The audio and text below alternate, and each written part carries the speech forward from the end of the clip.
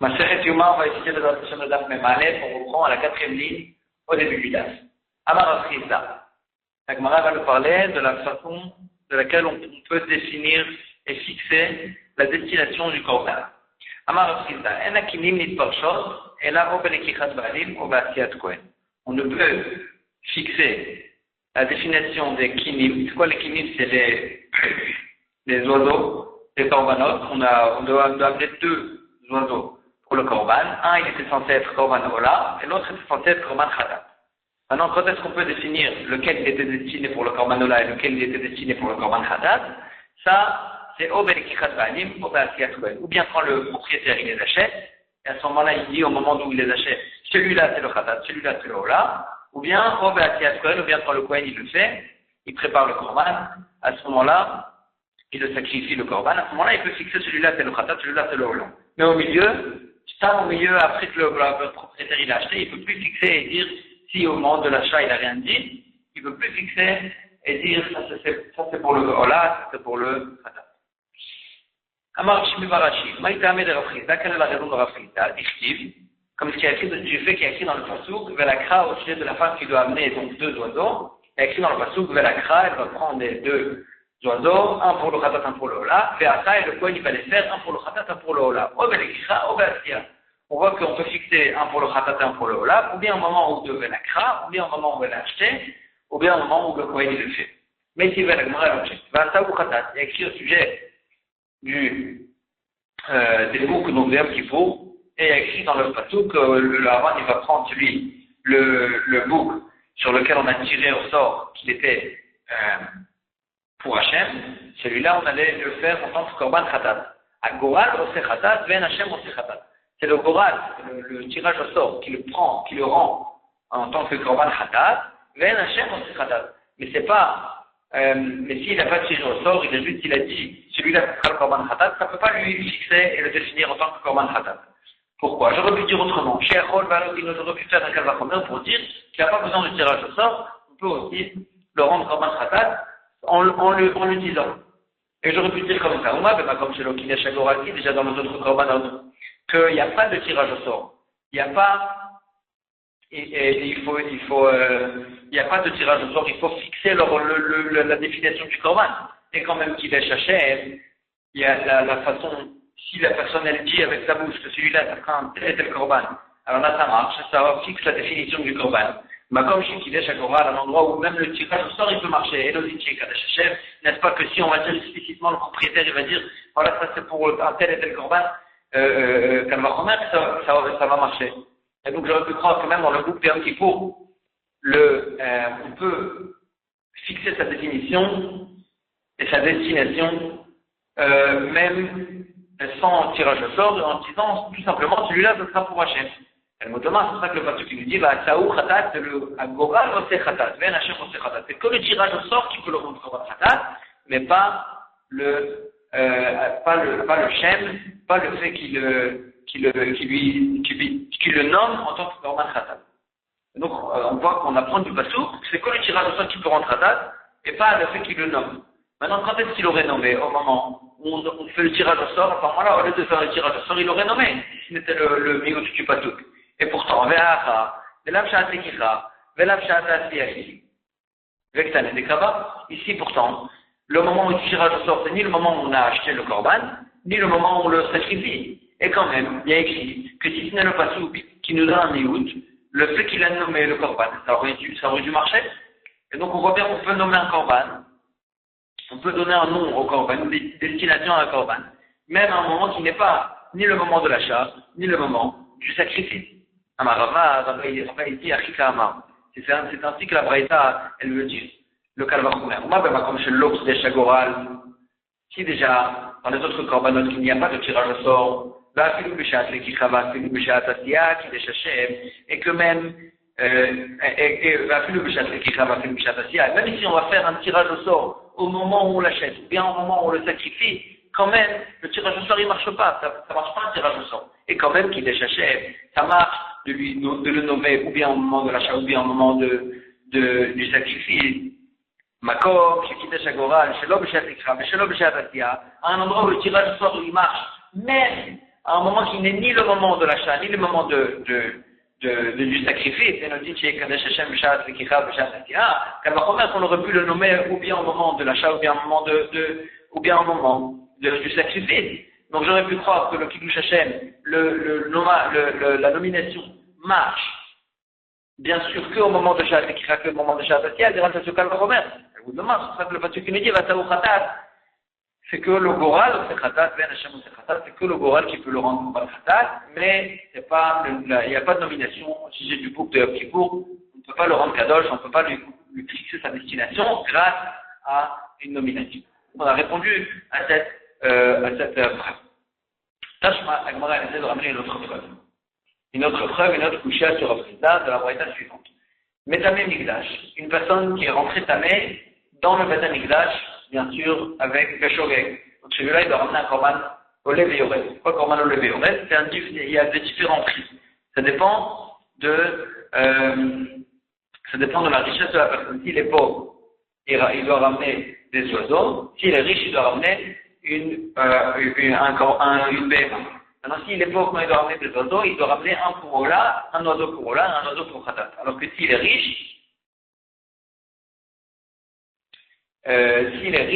il ramène que une BMA pour un korban khatat, il ne ramène pas de Ola.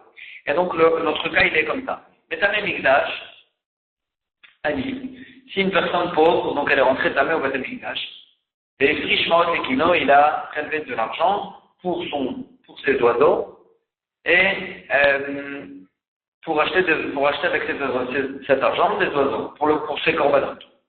Et ensuite, après qu'il a prélevé cet argent, il s'est enrichi. Une fois qu'il s'est enrichi, donc normalement il doit ramener maintenant une BMA, non pas des oiseaux.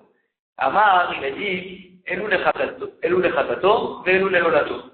Il a pris l'argent qu'il avait déjà prélevé, et sur une partie de cet argent, il a dit ça c'est pour mon korban khatat, et sur une autre partie, il a dit ça c'est pour mon korban ola. Il s'est trouvé parce que lui, maintenant, une fois qu'il s'est enrichi, il n'a plus d'obligation d'amener un korban ola, il doit ramener qu'une BMA pour un korban khatat.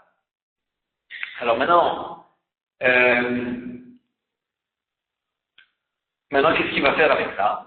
Mosif, il m'a dit, chovato, il va rajouter de l'argent sur l'argent qu'il a prélevé. Et il va ramener son korban khatat de l'argent qu'il avait mis de côté pour le korban khatat. Donc il devra rajouter de l'argent parce que c'était suffisant que pour un oiseau. Maintenant, lui, il devra rajouter de l'argent pour acheter avec une BMA. Mais il ne peut pas utiliser l'argent qu'il a mis de côté et qu'il a destiné pour son korban, pour son oiseau, pour son korban Ola. Il ne peut pas utiliser cet argent pour compléter sa chova d'amener un korban khatat. Parce qu'une fois qu'il a destiné cet argent pour le korban Ola, il ne peut plus l'utiliser pour le korban khatat. On voit que sa nomination, du fait qu'il a destiné cet argent avec sa touche, il a destiné cet argent pour le korban Ola, ça a marché, et il ne peut plus l'utiliser pour le korban khatat. Elle pose la question, pourtant ici, au moment où il a dit cet argent, une partie de cet argent c'est pour le korban khatat, l'autre partie c'est pour le korban ola, une fois qu'il s'est enrichi. C'était au milieu de la période. C'était ni au moment où il a acheté, ni au moment où il a sacrifié, et quand même, avec ça, des Kaba, il y a écrit dans cette braïta que ça a marché, le fait qu'il a fixé cet argent pour le korban ola, et il ne peut plus utiliser cet argent pour compléter son korban khatat. Et donc on voit bien, on peut faire Kriyat, mais même à un moment qui n'est ni le moment de l'achat, ni le moment du sacrifice. Et donc c'est une couchère sur Afrida qui a dit que ça marchait qu'au moment de l'achat, le Kicha, au Shat Asiya. Amar Rav Shechet, il dit quoi? Il dit, est-ce que tu penses que cette braïta, elle est exacte? Pourtant, il y a une autre question sur cette braïta, de toute façon, il faut dire qu'elle n'était pas exacte. Vers Amar Rabbi Elazar. Pourtant, Rabbi Elazar, il a dit Amar Rabbi Oshaya. Mais t'as même Mikdash Ashir, une personne donc, qui est rentrée au Beth Mikdash, il était tamé, mais celui-là, il était riche. Et donc, il avait l'obligation d'amener un animal en tant que korban khatat. Et lui, il s'est trompé, et il a dit, Vévi korban ani, il a ramené le korban du pauvre, c'est-à-dire qu'il a ramené des oiseaux. L'oyata, ça marche pas, il n'a pas été yoté, il doit ramener son korban. Le keman de l'oyata, Agmara pose la question, Et donc, puisque dans cette braïta, puisqu'on a vu dans cette braïta que le riche qui ramène le corban du pauvre, il n'est pas yoté. Donc nous, dans le cas d'avant, quand la personne a été enrichie, à ce moment-là, il a dit une moitié pour le corban ola, une moitié pour le corban khatat. On a dit que ça a marché le fait qu'il a fixé pour le corban ola. Comment est-ce possible de dire que ça a marché? Hérikaba.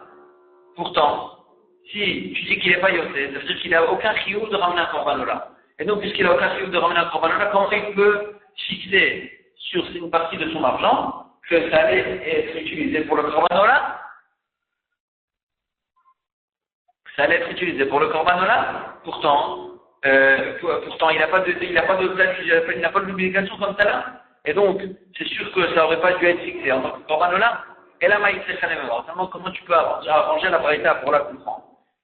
Chez Kvar Amar Ba'aniuto. On parle qu'au moment où il était pauvre, avant qu'il s'est enrichi, c'est qu'à ce moment-là qu'il a dit qu'il a une partie de l'argent était pour le corban ola, une partie de l'argent était pour le corban khatat. Et c'est pour ça que quand il était encore pauvre, il avait encore l'obligation d'un corban ola. Et donc c'est pour ça que ça a marché, le fait qu'il a dit comme ça. Et donc, à Chinavi, une fois qu'on est arrivé à ça, on peut toujours dire aussi, chez Kvar Amar, que c'est non pas au moment de la période, au milieu de la période qu'il a dit qu'il a fixé la destination de chaque partie de l'argent, mais c'est au moment où il a prélevé l'argent, c'est à ce moment-là qu'il a dit déjà une partie c'était pour le corban ola, une partie c'était pour le corban khatat, et donc il n'y a plus de preuve ici qu'au milieu de la période on peut fixer la destination. Parce que là on peut dire que c'est peut-être au début de la période, au moment où il a prélevé l'argent, c'est à ce moment-là qu'il a destiné chaque partie de cet argent.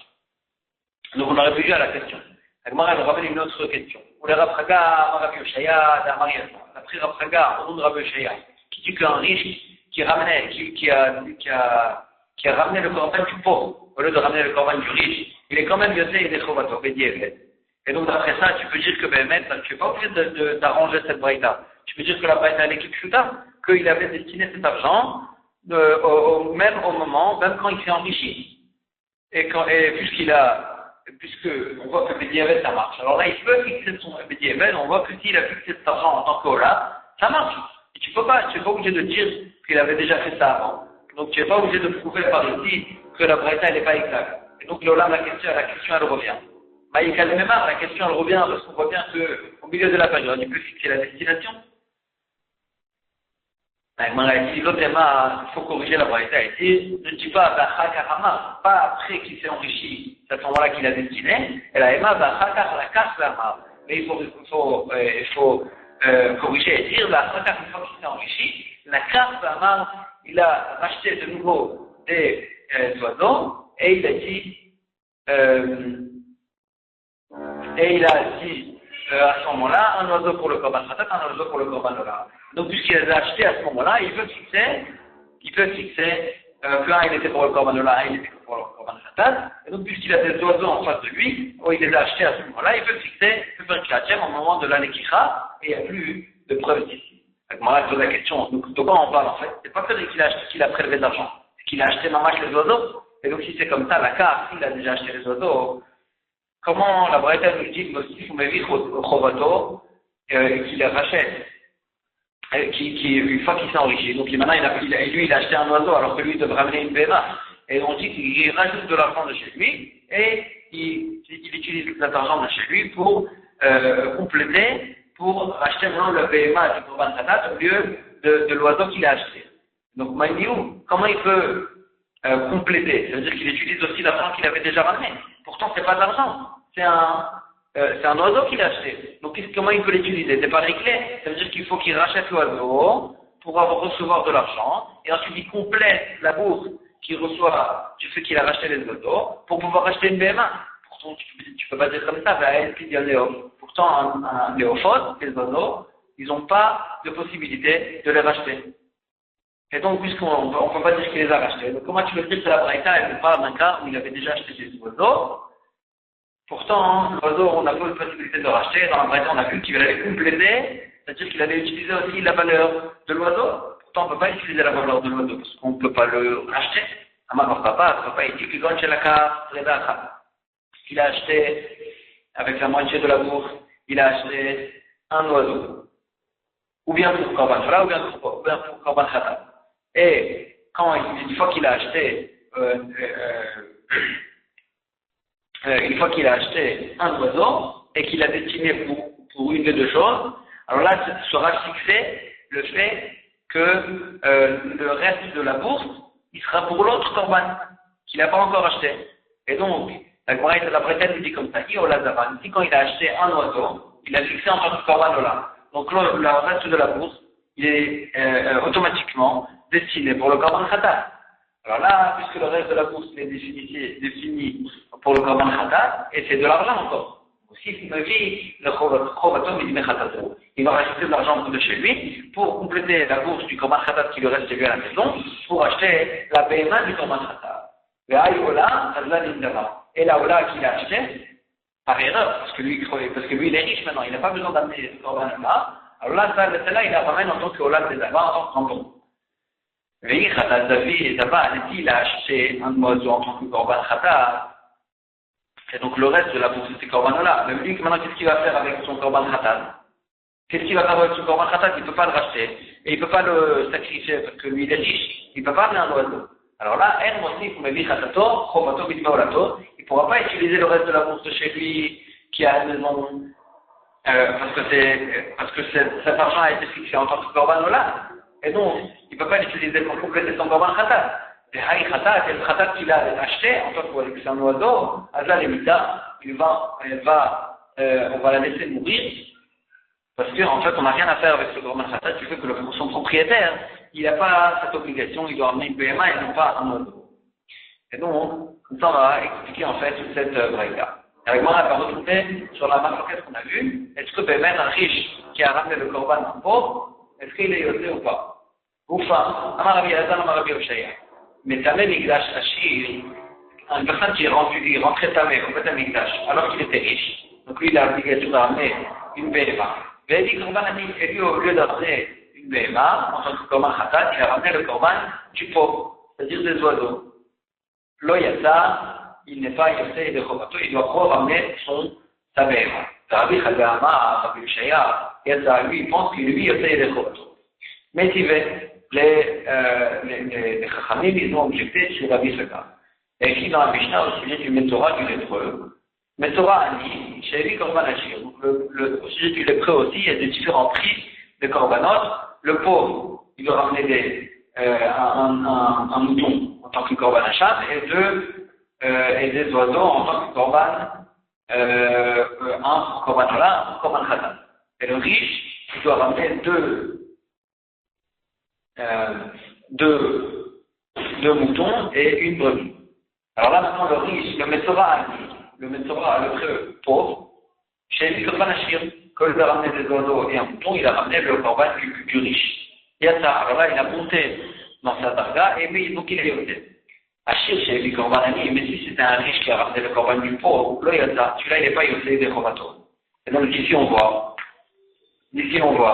que de la même manière que le Metzora, le riche, qui a ramené le korban du pauvre, il n'est pas yoté. Alors là, chez nous aussi, on aurait dû dire comme ça. Parce que celui qui est rentré tamo au Beth Amikdash, on aurait dû dire aussi qu'il n'est pas yoté des Chovato aussi, quand il est riche, il a ramené le korban du pauvre. On a dit non, Chané à table là-bas, c'est différent, des autres.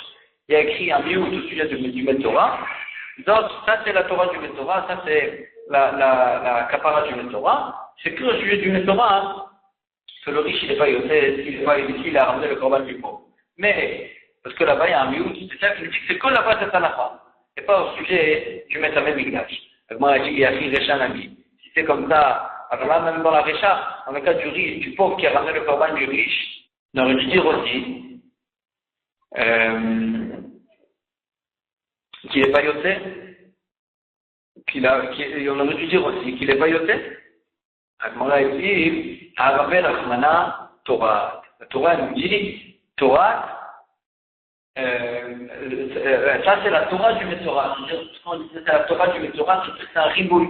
C'est un langage qui veut nous dire qu'il y a une seule halakha au sujet de tout le Metzora, il y a une seule règle. Donc c'est pour nous dire que d'un côté il y a un riboul, d'un autre côté il y a un biout.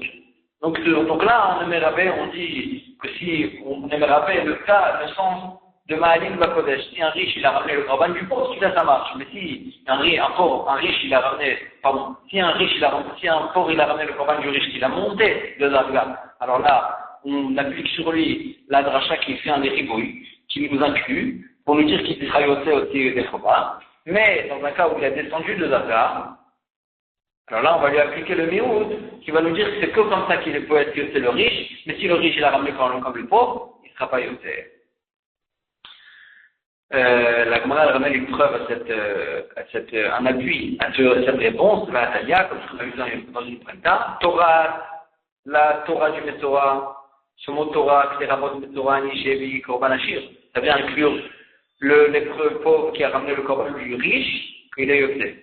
Yachol, Afilu Ashir, Shevi, Korban Ani. J'aurais pu croire que même le riche qui a ramené le Korban du pauvre aussi, il serait yoté. Il y a des Chobatot, el Modomar, ceux qui nous disent, Torah, c'est comme ça qu'on peut devenir Taor. Ça vient nous exclure que le riche, il peut devenir Taor que quand il a ramené le Korban du riche, pas quand il a ramené le Korban du pauvre.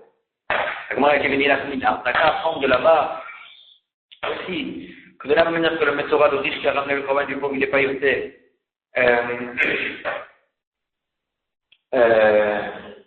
Et aussi la même chose, le Metamé Mikdash, riche qui a ramené le Korban du pauvre, il ne serait pas yoté. La Gemara dit, oui, mais Rachmana, mais il dalou. Le Torah, elle a fait un biou dans la Torah, mais il dalou, et si lui il est pauvre, dalou, ou velo acher.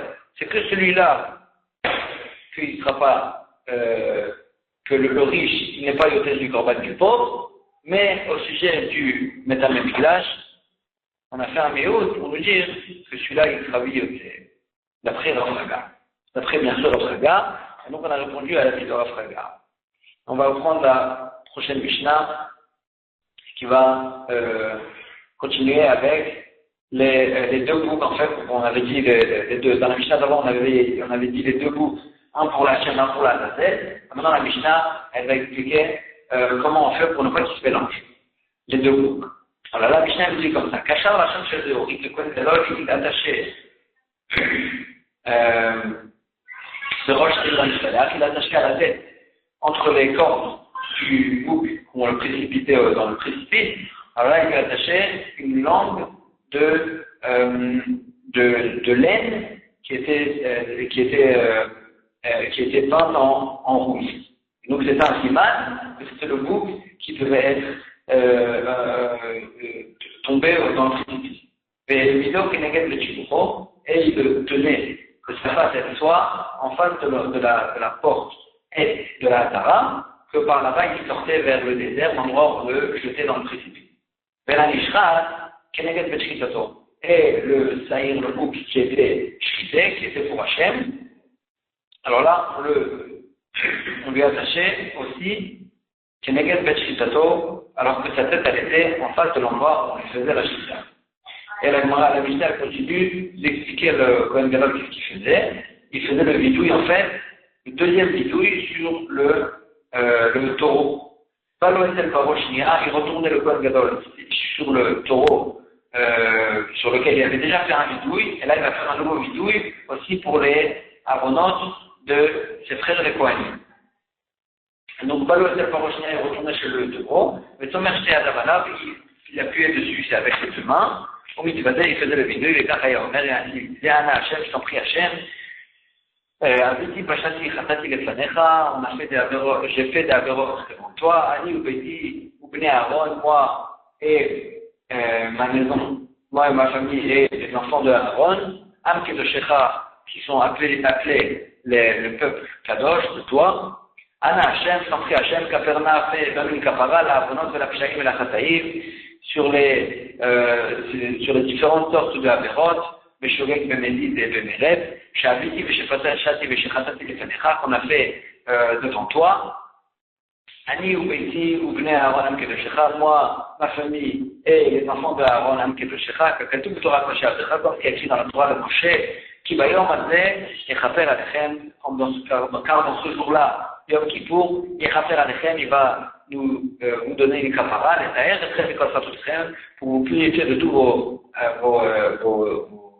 avéros, Ifne Hachem, si ça vous devant Hachem, vous allez vous rendre d'accord. Et eux, quand le peuple Israël, qu'ils étaient dans la Hara, on y Mahara, et au moment où le Ben Gadol est cité, il mentionnait le nom d'Hachem, il disait après lui, Baruch Shem Kod Malchut Olam, béni sur le nom d'Hachem, du royaume d'Hachem, Leolam Vaed Hachem. La Gemara retourne sur le début de la Mishnah dans laquelle on a vu que celui qu'on shritait, le veau qu'on shritait aussi, on le tenait, on le mettait en face de l'endroit où on allait le shriter. Alors la Gemara essaie de comprendre. Et bien, dans la Shiva, ils ont eu un secret. Mais là, Nishrat, quand on a dit que le Nishrat, on le tenait devant l'endroit où on allait le shriter. Quand sa face, elle était retournée vers l'endroit où on allait le shriter. À quoi ça se rapporte? À Kshirakae ou à Madakae? Est-ce que ça se rapporte sur c'est le parallèle qu'on a dit qu'on attachait au bouc, qu'on allait envoyer au précipice. Celui-là, on lui attachait donc la laine, on l'attachait à sa tête en face de l'endroit où on allait l'envoyer. Sur ça, on dit que celui qu'on allait shriter aussi, on lui attachait quelque chose à la tête. Quand on mettait sa tête en face de l'endroit où il allait le shriter, ou bien ce rapport que et donc d'après ça, en fait, même sur le séhir, même sur le bouc, qu'on allait faire en tant que korban, celui-là aussi, il fallait lui attacher à sa tête une langue de laine. Ou bien ça se rapporte juste sur le fait, c'est le parallèle qui fait qu'on le bouc qu'on allait envoyer, on le mettait quand sa tête elle était en face de la porte est de la Hazara par laquelle on allait l'envoyer au désert, et parallèlement à ça, le bouc qu'on allait shriter, on le mettait quand sa tête elle était en face de l'endroit où on allait le shriter. Mais le Olam, on lui attachait rien à la tête. Donc est-ce que la question est en fait, est-ce qu'on attachait à la tête du bouc qu'on allait shriter, est-ce qu'on lui attachait aussi quelque chose à la tête? Hashma, comment elle ramène une preuve. Le Taner Rav Yosef, Hachar Hachem Shel Zerout, Borosh Taïra Mishtalia. On attachait donc une langue de zéorite, c'était de la laine peinte en rouge, de roche à la tête du bouc qu'on allait précipiter, ou les vidéos on le mettait en face de la porte est de la Tara, par laquelle on le sortait et on l'envoyait au désert. Et pour le Mishrat, on lui mettait aussi on le mettait aussi en face de l'endroit où on allait le shriter, chez l'eau, il s'arrête dépassé. Pourquoi on faisait ça? Pour ne pas qu'ils se mélangent l'un avec l'autre, les deux bouts, pour ne pas qu'ils se mélangent ensemble, vélo, il t'arrête béacherim. Pour ne pas que le séhir qu'on allait envoyer qu'on allait sacrifier, pour ne pas qu'il s'embrouille, il se mélange avec d'autres boucs. Alors là, on voit que c'est ça la raison pour laquelle on le mettait en face de la Shulta. Alors là, s'il y a si tu dis que ça se rapporte, que le Olam même on sacrifiait, on lui attachait quelque chose à la tête, on la chapir, je comprends qu'on lui attachait quelque chose, une langue de laine, un peu à un autre endroit que le saïr, le bouc qu'on allait précipiter. Et donc on en avait un siman, et pour ne pas qu'il se mélange avec le bouc qu'on allait précipiter, parce qu'il était attaché à autre part, et aussi pour ne pas qu'il se mélange avec les autres boucs, parce que les autres boucs, on leur attachait rien du tout. Donc c'est pour ça que de cette façon-là, ce bouc-là, il n'allait pas se mélanger ni avec l'autre bouc, ni avec les autres boucs qui n'étaient aucun rapport. Et là, il y a Martha Madakae, tu dis qu'on lui attachait rien, et juste, on dit qu'on le mettait de façon à ce que sa tête elle soit en face de l'endroit où on allait le shriter. Alors là, il était c'est vrai qu'il ne va pas se mélanger avec l'autre saïr qui était précipité du fait que l'autre saïr, on lui attachait quelque chose à la tête, on attachait cette langue à la tête. Parce que le saïr Mishtaléa, il avait quelque chose attaché à la tête. Lui, il n'avait rien attaché. Mais il peut quand même se mélanger avec les autres boucs qui étaient des autres boucs.